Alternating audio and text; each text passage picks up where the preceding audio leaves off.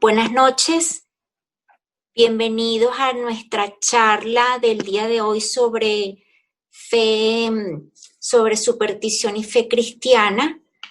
El padre Troconis, que está a cargo de esta charla, es sacerdote desde hace 32 años, ha sido párroco en 3 ocasiones. Actualmente es párroco de la parroquia San Bartolomé Apóstol en Macuto. Es rector del Seminario de La Guaira y profesor de distintas materias en la misma institución. Asimismo, es director del Secretariado Diocesano de Catequesis. El padre Troconis, como algunos saben, es autor de los libros La Santería, un desafío para nuestra fe, y De que vuelan, vuelan. Gracias, padre, por atender a esta solicitud. Bueno, lo dejamos para que inicie la charla. Bienvenidos todos. Muy buenas noches a todos. Me imagino que ya habrán hecho la presentación. Ya dijeron quién era el padre Troconis. No sé si ya rezaron también un poquito, todavía no. Rezamos un poquito, vamos a pedirle al Espíritu Santo que nos acompañe, padre, que nos ilumine en este ratito, ¿verdad? Ven, Espíritu Santo, llena los corazones de tus fieles y enciende en ellos el fuego de tu amor. Y tú para darnos nueva vida y se renovará la faz de la tierra. Oh Dios, que aleccionaste los corazones de tus fieles con la ciencia del Espíritu Santo, haz que guiados por ese mismo Espíritu saboreemos las dulzuras del bien y gocemos siempre de sus divinos consuelos. Por Jesucristo nuestro Señor. Amén. Bueno, muchas gracias de nuevo por la invitación. Yo voy a hablar, podríamos denominar superstición y fe cristiana o superstición y vida. Quizás a cualquiera de nosotros le preguntan qué entiende por quizás la respuesta más inmediata, por obvia, quizás por evidente. Bien, entonces, para muchas personas la superstición sería ese conjunto de prácticas o de objetos que supuestamente, porque tienen un poder mágico, pueden librar a la gente de sucesos negativos, pueden curar enfermedades, y eso es verdad. Pero eso en realidad, pudiéramos decirlo así, y terminar la charla en este momento, ¿verdad? Pero yo quiero abordar el tema de la superstición con un enfoque distinto. Hay un santo que fue un hombre con una sabiduría inmensa, que escribió muchísimo sobre teología, ha sido uno de los teólogos más connotados de la tradición católica en toda su historia. Me estoy refiriendo a Santo Tomás de Aquino, que en su obra más importante, la Suma de Teología o la Suma Teológica, se ocupó del tema de la superstición desde una perspectiva mucho más amplia, que es un poco la perspectiva desde la cual yo quisiera abordar el tema de la superstición esta noche. Van a ver que abarca bastantes temas que, por ejemplo, el Catecismo de la Iglesia considera dentro del primer mandamiento de la ley de Dios. Alguna referencia haré al final, al menos para que puedan tener algún punto así como de interesante de lectura, ¿no? Entonces, Santo Tomás de Aquino, en la Suma Teológica, ustedes saben que la Suma Teológica está dividida como en 3 grandes partes. En la primera parte, Santo Tomás se ocupa de Dios y de la creación. En la segunda parte, Santo Tomás estudia el modo como el hombre debe marchar o caminar hacia Dios, habiendo salido, por supuesto, de él, habiendo sido creado por él.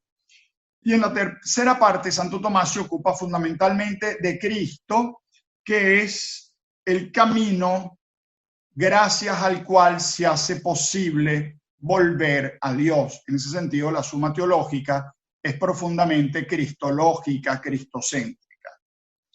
En la segunda parte de la Suma Teológica, por cierto, digo una cosa primero, la moral cristiana se puede abordar de muchas maneras.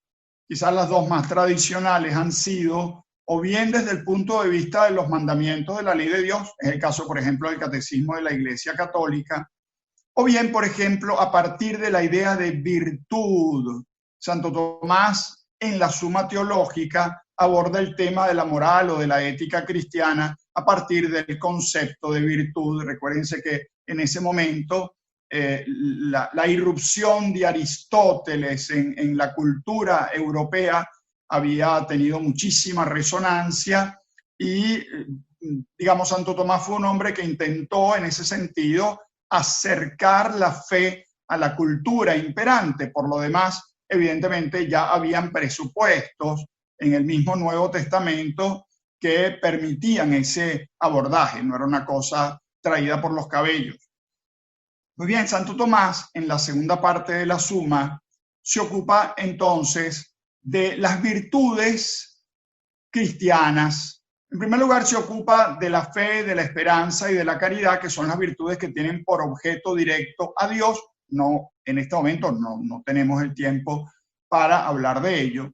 Y en un segundo momento se ocupa de las llamadas virtudes morales, la fe, la prudencia, la justicia, la fortaleza y la templanza. Y Santo Tomás ubica el tema de la superstición dentro de la virtud de la justicia, porque la virtud de la justicia la define Santo Tomás como esa virtud que nos inclina a dar a los demás lo que los demás merecen, es decir, lo debido, lo debido.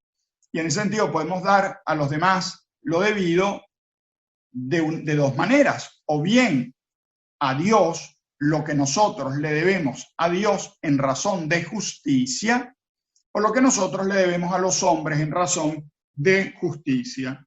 Bien, desde el punto de vista entonces de esa virtud, cuando hablamos de darle a Dios lo que Dios se merece, Santo Tomás dice, estamos refiriéndonos entonces a la virtud de la religión, que para Santo Tomás sería la más importante de todas las virtudes humanas.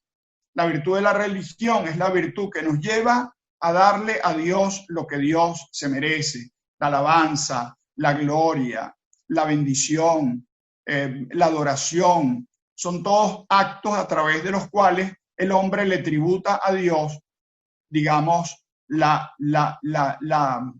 el culto que Dios, nuestro Señor, se merece.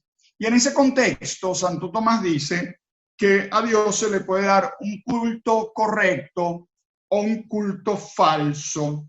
Evidentemente, el culto falso que se le puede dar a Dios es lo que Santo Tomás denomina habitualmente. Ustedes saben que hay las virtudes y están los vicios, que son exactamente lo contrario a la virtud.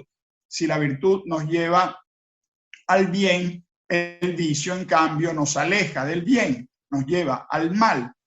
Y en ese sentido, Santo Tomás dice que el culto, digamos, debido a Dios puede desordenarse bien por exceso, y entonces estamos en presencia de lo que Santo Tomás va a llamar la superstición propiamente dicho. Ahorita vamos a entrar en ese tema, o bien por defecto, que es lo que Santo Tomás llama la irreligiosidad. Es decir, el caso de una persona para quien Dios no cuenta, y entonces efectivamente esa persona no trata de ninguna manera de darle a Dios el culto que Dios se merece, sencillamente porque Dios en su vida no tiene ninguna importancia.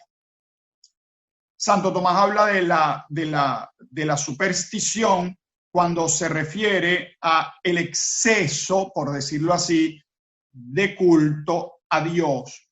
Y eso entonces nos permite dar ya el paso de introducirnos en el tema que yo quiero considerar con ustedes esta noche.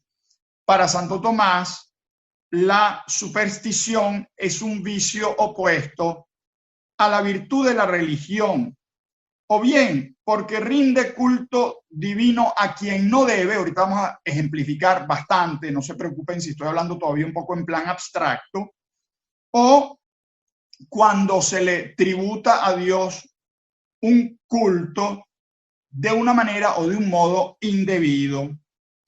Bien, para Santo Tomás, la superstición puede abarcar distintas facetas y son las que voy a considerar a continuación y en las que voy a aterrizar en bastantes cosas que ojalá nos sirvan a todos esta noche, ¿verdad? Una primera forma de superstición para Santo Tomás es en lo que Santo Tomás denomina el culto indebido a Dios. En esta primera forma de superstición se da culto a Dios, pero de un modo indebido, a veces inclusive superfluo. Cuando, por ejemplo, una persona se queda en el mero formalismo religioso, cuando una persona considera que son los actos externos los que de alguna manera pues dan culto a Dios, sin ir a un culto que tiene que nacer en último término del corazón, o sea, de un espíritu que realmente se ha convertido a Dios en el amor. Estamos precisamente en este tipo de superstición. Aquí pudiéramos poner montones de ejemplos. Por ejemplo, la persona que sencillamente va a misa por compromiso, pero no hay realmente una identificación con lo que uno está haciendo. Cuando una persona reza, bueno, por rezar, porque tengo eso por costumbre y casi siento un temor supersticioso de no hacerlo porque quién sabe si Dios me castiga o quién sabe si me sucede alguna cosa mala. ¿Ok? Eso es lo que Santo Tomás llamaría la superstición como culto indebido a Dios. Esa es una primera forma de superstición. Hay una segunda forma de superstición, que es lo que Santo Tomás denomina la idolatría o la superstición idolátrica.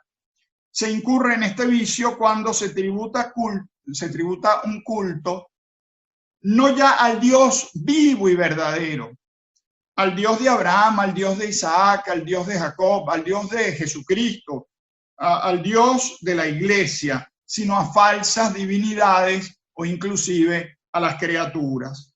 Yo ahora no me puedo dedicar a profundizar en el origen de la idolatría, pero sí quisiera hacer una valoración de la idolatría desde el punto de vista de nuestra fe, porque nosotros vivimos en un mundo lamentablemente bastante idolátrico, pero bastante idolátrico. Y eso, aunque parezca mentira, desde el punto de vista de la, digamos, teología tomista, desde el punto de vista de la reflexión de Santo Tomás de Aquino, eso es superstición de corte idolátrico. Bien, la idolatría es, de alguna manera, dice Santo Tomás, el peor de todos los pecados. ¿Por qué? Porque priva a Dios del culto que Dios se merece. ¿Por qué? Porque ese culto se desvía y porque ese culto se tributa a las criaturas o inclusive, en algunos casos, a deidades o divinidades falsas y en el peor de todos los casos al mismísimo Satanás, como por ejemplo en el caso del satanismo explícito, ¿verdad? Recordemos un poquito aquí lo que dice el libro del Éxodo. Yo soy el Señor tu Dios, no tendrás otros dioses fuera de mí. Eso está en el libro del Éxodo capítulo 20, versículo 3. Es decir, Dios nuestro Señor siempre le exigió al pueblo de Israel que le tributase culto a Él y solamente a Él. Y que por supuesto evitase, rechazase con toda su fuerza toda forma de idolatría. Esas palabras del Señor siguen teniendo vigencia en cualquier etapa de la historia y por supuesto la tienen también en la nuestra.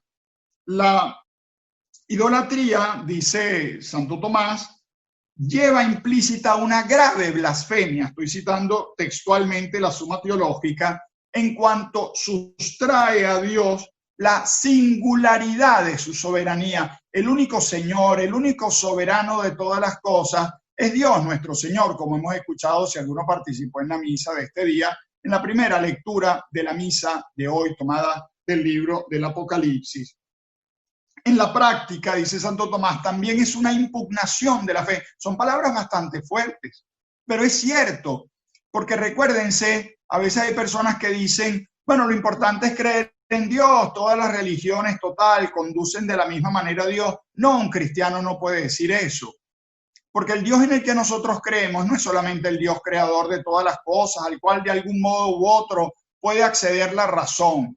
el Dios en el que nosotros creemos no es solamente el Dios de los filósofos o el Dios de los pensadores o el Dios del sentido común, que está muy bien, pero es claramente insuficiente. El Dios en el que nosotros creemos es el Dios que se ha revelado en la historia de la salvación, que se ha revelado y comunicado en plenitud en la persona de Jesucristo.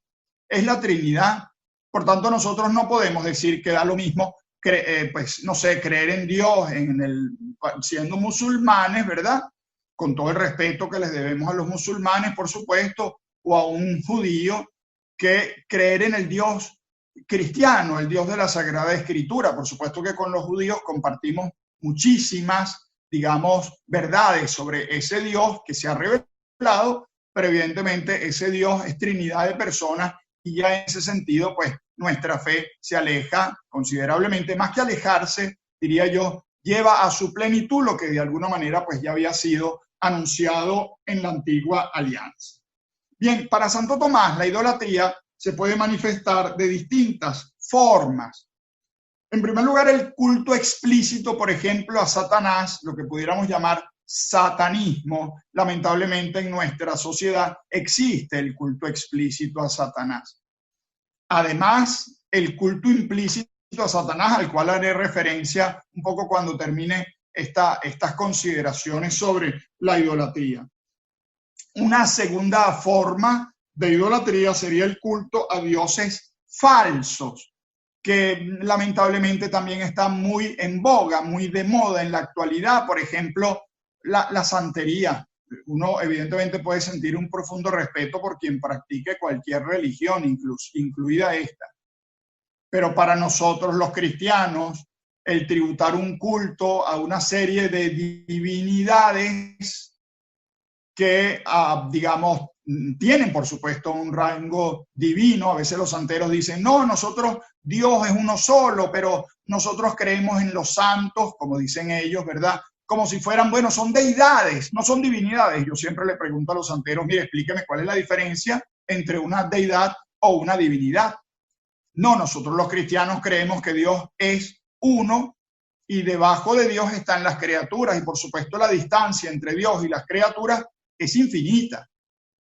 Por tanto, no es que hay dioses o divinidades o deidades intermedias entre Dios y nosotros, ni los ángeles, ni siquiera nuestra Madre, la Santísima Virgen María, son divinidades, son consideradas por nosotros los cristianos como divinidades. Eso sería definitivamente una forma de idolatría.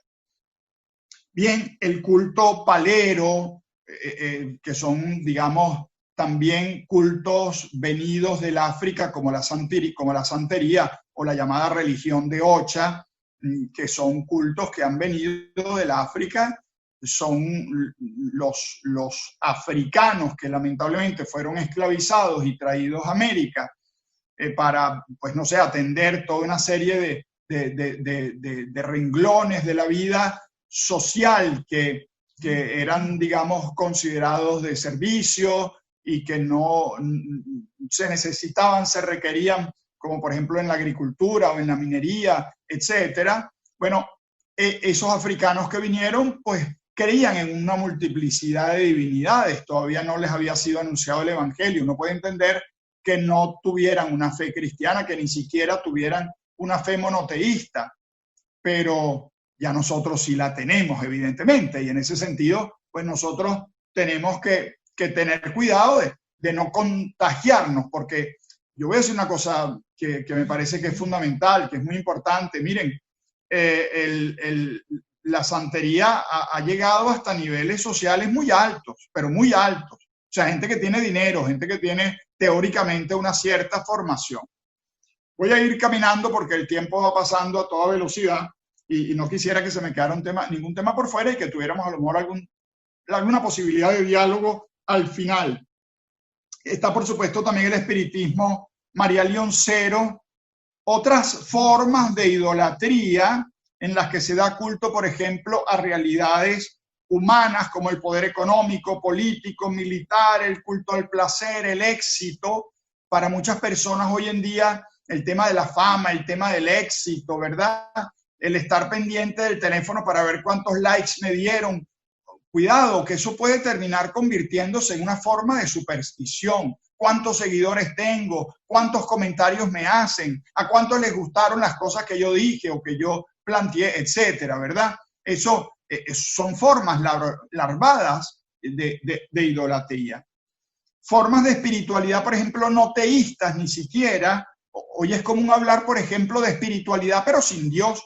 El caso, por ejemplo, no sé, del Reiki, del Feng Shui, o formas, por ejemplo, no sé, de meditación. Hay muchos católicos hoy en día que creen que están practicando, digamos, una meditación que pudiera catalogarse de cristiana, cuando en realidad son ejercicios de relajación, eso es yoga, eso es lo que usted quiera, pero eso no es oración. La oración cristiana siempre es un diálogo, no es una especie de poner el organismo, ¿verdad?, en descanso para de alguna manera liberarse del estrés en el que vivimos a través de ejercicios de respiración, a través de ciertas y determinadas posiciones o ejercicios físicos, etcétera, ¿no? Bien, y por supuesto yo me atrevería a decir que hay una última forma de idolatría que está invadiendo todos los ambientes. Ustedes saben que lamentablemente estamos comenzando ya a vivir en una época post-cristiana. Es el posmodernismo. Estamos ahorita no en una época de cambio, sino en un cambio, realmente en un cambio de época.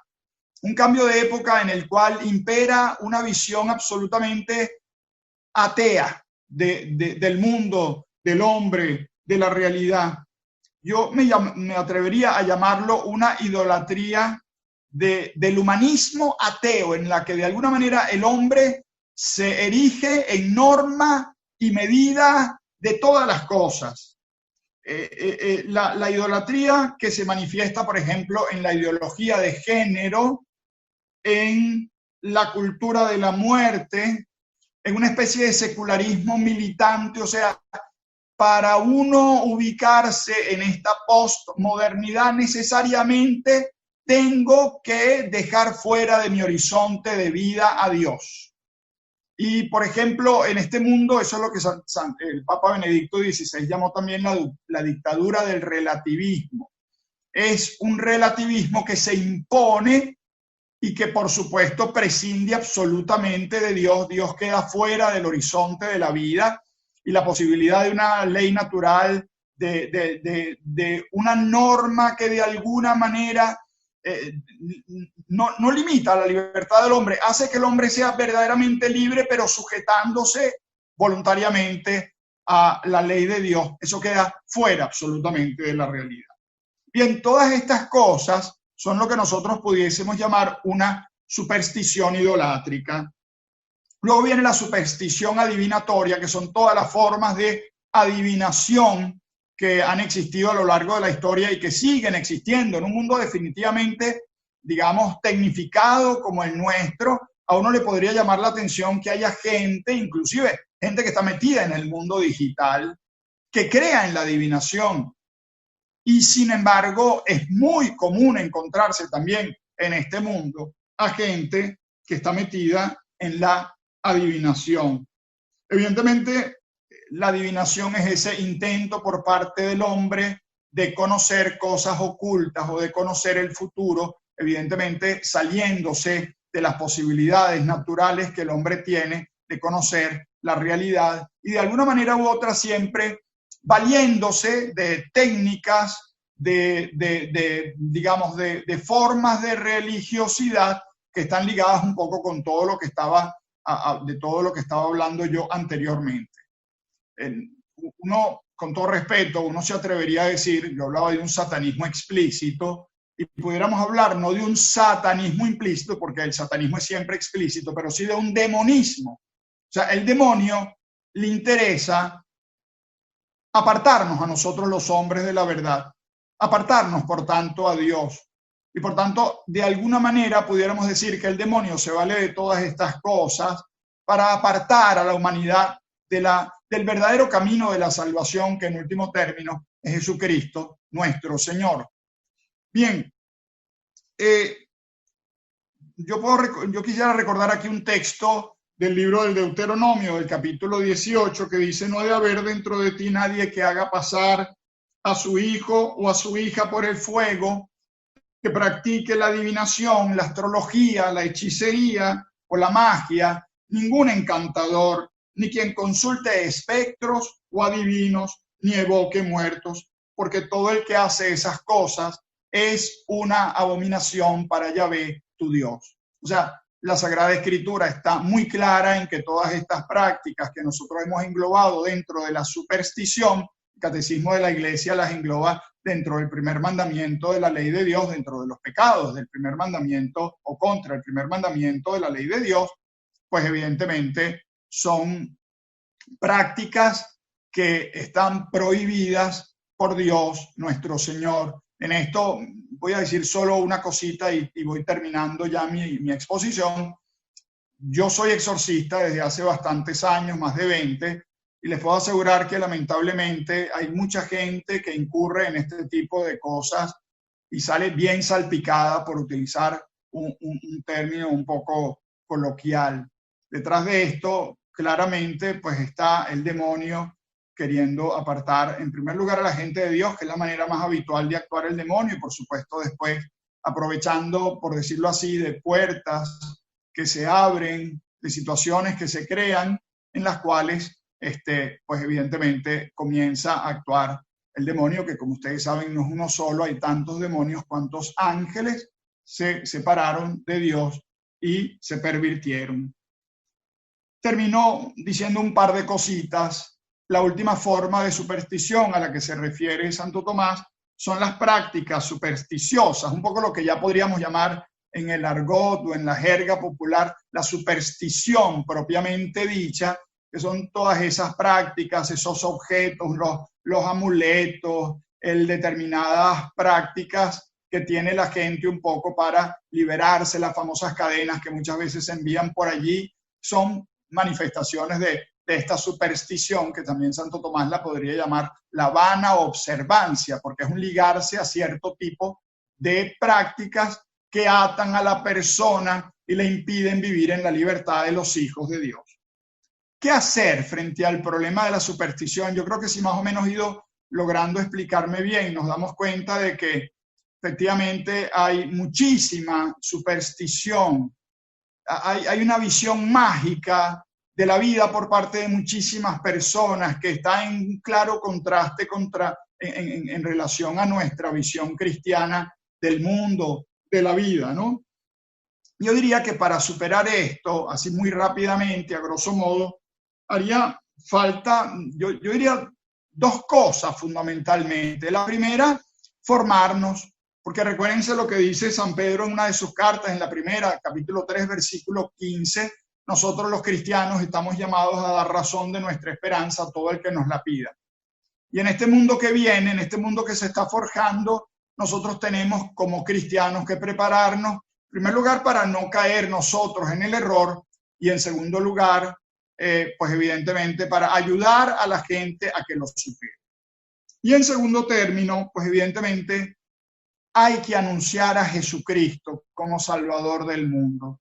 Yo creo que los cristianos estamos llamados a dar testimonio de nuestra fe, pero no solo un testimonio silencioso. Nuestro testimonio tiene que ir acompañado también de un testimonio explícito, de la palabra, del anuncio, de un anuncio respetuosísimo de las creencias de las demás personas, de la vida de las demás personas, pero un anuncio, porque efectivamente el mundo está necesitando del Evangelio y nosotros los cristianos estamos llamados por nuestro Señor a hacerlo. Vayan por todo el mundo, anuncien el Evangelio a toda la creación. El Señor no le dijo solamente eso a sus discípulos, a sus más cercanos. Esas palabras del Señor van para todos. Y el mundo en el que nos toque vivir, según la edad que nosotros tengamos, ¿verdad? Pero con más razón quizás los que tenemos un poco de más edad, el mundo en el que nos tocará vivir dependerá en buena medida del testimonio luminoso y alegre, como decía San José María, que nosotros los cristianos demos en el mundo. Bien, yo termino aquí para que, sí, porque ahorita estoy un poquito perdido en el tema del horario. Bien, yo estoy aquí. Si alguna persona quiere hacer algún comentario, alguna pregunta, a la orden. Gracias.